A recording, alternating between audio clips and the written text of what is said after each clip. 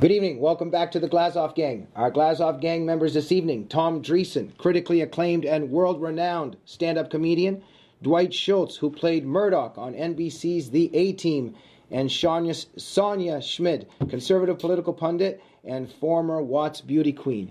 Ladies and gentlemen, welcome to the program. Thank you. This segment, Report Card for Obama. I would like to begin with this, however, very much connected. Dwight, it seems like Van Jones is being rehabilitated. It's got a lot to do with Obama, obviously, the kind of people he surrounded himself with. What is this thing with Van Jones coming back on the networks, making that little tour? And what's going on with that comment that he said that even if Obama was gay, he'd still be elected president? Do you see significance in all this? Well, yes. It's interesting that he's on MSNBC, which has been involved in the Martin Zimmerman affair. They're rehabilitating Van Jones. He was an admitted communist. Valerie Jarrett and Barack Obama personally appointed to be the green job czar. But Glenn Beck outed him. He was a communist. He was a truther. He's famous for saying, we're going to bring the whole thing down. And he was also famous for saying that the American people get their marching orders from the United States military.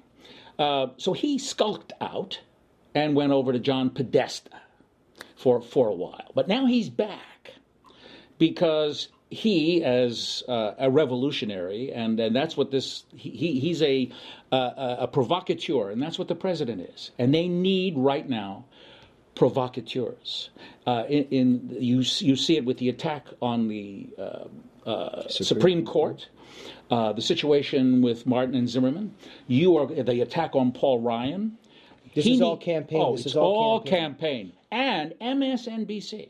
We lost 85,000 Americans in 2 wars against the Koreans and the Vietnamese, the communists, and they brought this man in, and he is up front and center, and we're embracing him. And this is a symbol from Obama. Okay, now, Dwight. Yes. What is this comment, if he were gay? And what are some of these rumors about Obama? Does any of this matter? What's going on? Well, There's actually been some killings with former alleged lovers. These are rumors. Right. This is... No, I know they're rumors, but they're... Google them. Right. But, okay, let me move on to you. Tell us a little bit about this, Sonja. No, I mean, I've Googled them. There are rumors about Obama's sexuality. There were a couple of men at his church who he was allegedly affiliated with, and they're no longer here. And I guess there's a mother involved who would like to get to the bottom of it, but nobody's helping. Okay. To be honest, you know what? I just think if I didn't realize that Van Jones was on MSNBC. To me, that's the best casting that they've had in a long time. I think that Fox actually does a really good job in getting very attractive people on their show so you can watch it. Van Jones is very appealing, especially to the people who would like that sort of thing. He's a good-looking guy. He's very charismatic. He's very outspoken. So he's a good-looking communist. He's a great-looking but Sonja, now again, as commies go. Right. Now, not that there's anything wrong with that in terms of the homosexuality issue with Obama, but where's the significance here in terms of the black community and Van Jones saying if he were gay? Right, and he did specifically say the black community would still vote for him. What does this mean? I think that's how popular he is? I think it means that's how popular he is, and he's also speaking to the very odd truth that the black community tends to be socially conservative when it comes to marriage between men and women, abortion, the whole bit, but we will still vote. Is it significant? I'm sorry. No. Is it significant that the media has not discussed the rumors of Obama's alleged homosexuality? They don't discuss anything about Obama. Right, yeah. He's the inferential president. Tom, how do you see all of this? I would give him, first of all, what has he accomplished other than health care, and that's going to be, I assume, voted down. So, but one thing I'll give him an A for, an A+. He told you exactly what he was going to do. He told you he was going to transform America. He didn't lie to anybody. Everybody knew, but they didn't listen. But everybody knew. He said what he was going to do. I'm out to transform America. Everybody knew who he hung around with. They knew about the Reverend. He sat in the church for 20 years with anti-Semitic remarks, but he didn't hear any of those. So my point is, he didn't lie to you. He said, I'm going to transform America. Tom, a person that wants to transform America, can he love a country that he wants to transform? Listen, I believe, I don't believe he's got a back room where he plots evil again. I think he truly believes like a religion. Like Dennis Prager says all the time, Democrats, it's a religion with him. I think he really believes what he's doing is right for America. Never mind the Constitution. He loves the America that he wants to build on the one he wants to destroy. Yes. Does he hate the America that exists? You've got to destroy something to build it up. It's like marrying a guy and go, ooh, I just love him, and I'm going to fundamentally transform him into what I am. Exactly. I mean, remember what Michelle said. It's the first time in my life I'm proud of America, because we voted for Barack. You don't think that he's living with her and that's not his feeling. I mean, this is an interesting thing. Dr. John Drew, who was desperate to tell everybody that I knew Barack at Occidental College. He was a Marxist. He wanted to see revolution. He wanted to see this country down. Nobody would give him the light of day. And Stanley Kurtz has written a book on this, and it's been buried. And it has been buried. But if you're in the same building with David Axelrod, and you come out and say, I had sex with somebody for 5, man, you're on television every single bloody night. So there's a lot of Americans who like that about him. The whole Reverend Wright thing. I mean, there's a lot of people in the black community who don't think there's anything wrong with the fact that he was in that church. They think right on. It's about time. The tables are turned. You've got a lot of young people who are interested in fundamentally changing this country because they're not in favor of it. Yeah. Tom? Well, I agree with what Sonja said, is that when you're young, the old thing, if you're 18 and you're not a liberal, you don't have a heart, and if you're 35, you're not a conservative, you don't have a brain. When I was young, I had all those ideas too. I was a young kid and just got all this service, and I mean, and we're going to fundamentally change. I didn't totally understand the system and how good it really is. I like what Winston Churchill once said: the democracy is the worst form of government ever written. However, there's none better. So it's always got room for change. And somebody comes along talking, look. Let me digress. I grew up 8 brothers and sisters. 5 of us slept in one bed. We lived in a shack, a rat-infested, roach-infested shack. 17 siblings? No, 8. 8 brothers. There's 8. 8. Oh, okay. A rat-infested. I had holes in my shoes this big around my whole childhood.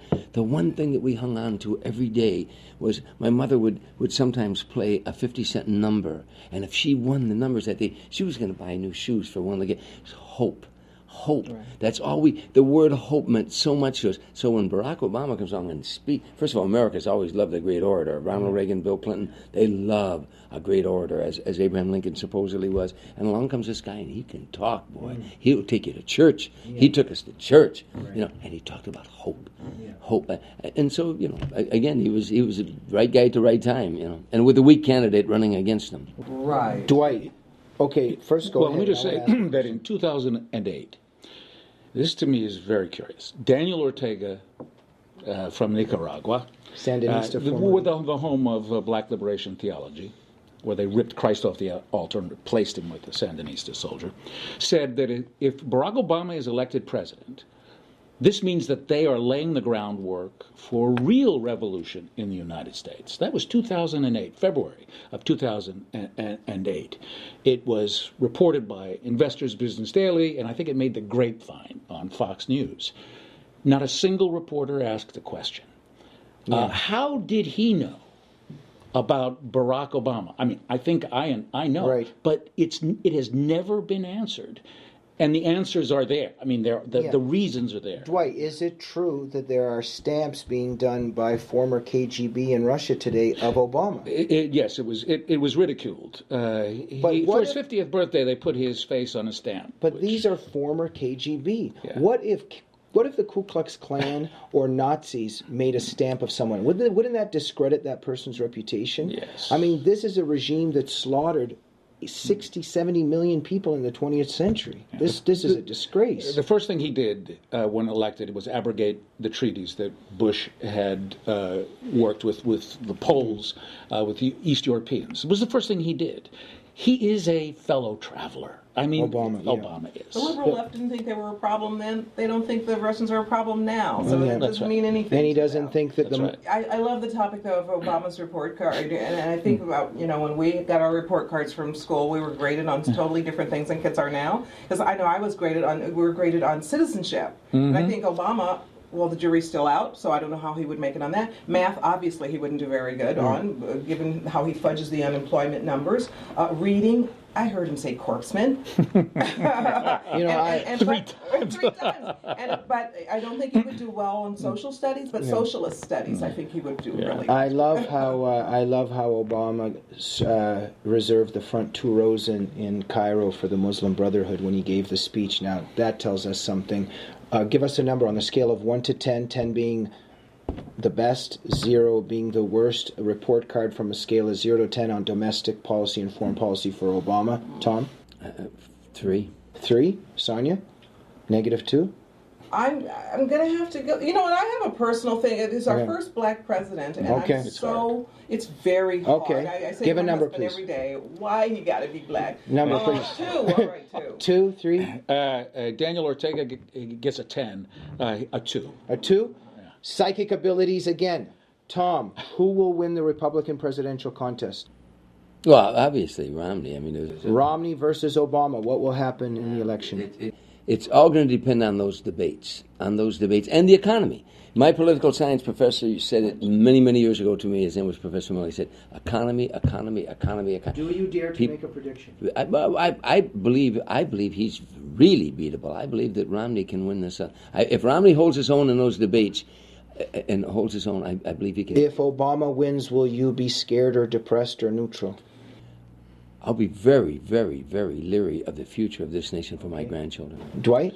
I agree with what... Republican race? Romney? Romney. What's going to happen in the election? Events will determine. So no prediction? Well, no. I think... yes, I can predict. Events will determine. Does Romney have a chance? Yes, he certainly does, because I think Obama is wins, will you leave the United States? No, I will Stay not here. leave this country. Okay. I love this country. Sonja? Romney gets the nomination. Whether he wins, he better win by a landslide, or there's going to be some serious shenanigans. If not, you think there will be some hanky-panky? I agree. Oh yeah, Acorn is growing as we speak. Yeah. Join us tomorrow evening when we discuss one day in the life, not of Ivan Denisovich, but of being a conservative in Hollywood. See you then.